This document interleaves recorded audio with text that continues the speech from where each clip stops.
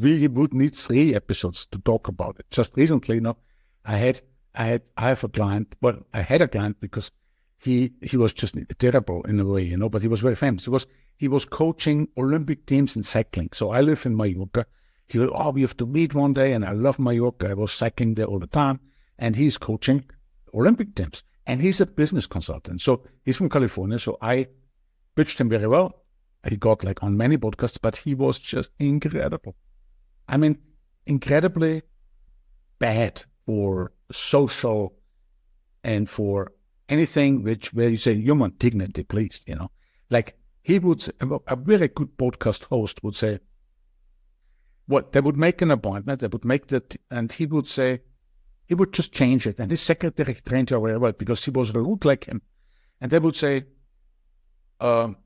no, we can't make it. No, sorry, no apologies, we can make it. Can you schedule it again?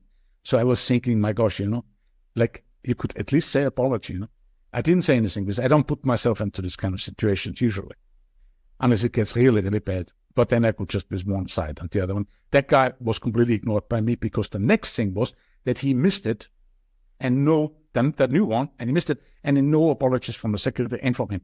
And then they wanted to put a new appointment on, and that was over for me.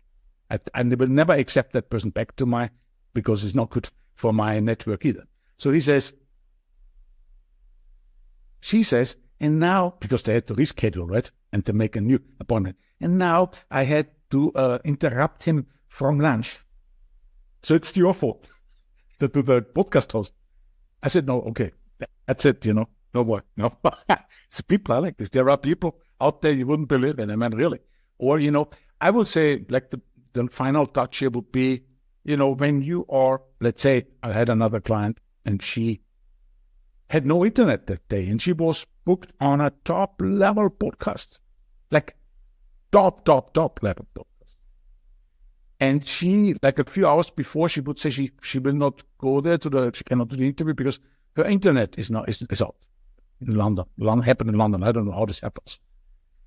So I saw this conversation. I said, why don't you go in front of the host? I said, why don't you go to a 5-star hotel with your laptop and do it anyway?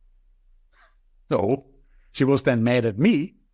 You see, I mean, personal. It's really important that we know that this 1 or 5% of people, they exist in the podcast world also, not just when you watch a movie and you say, "Where's the shark?" 5 minutes, nothing happens. No, where's the shark? But you are in a little village like I am, Mallorca. There will be beautiful people all over. And then there's one spoiled one, and 2 maybe, and they want to ruin the whole atmosphere.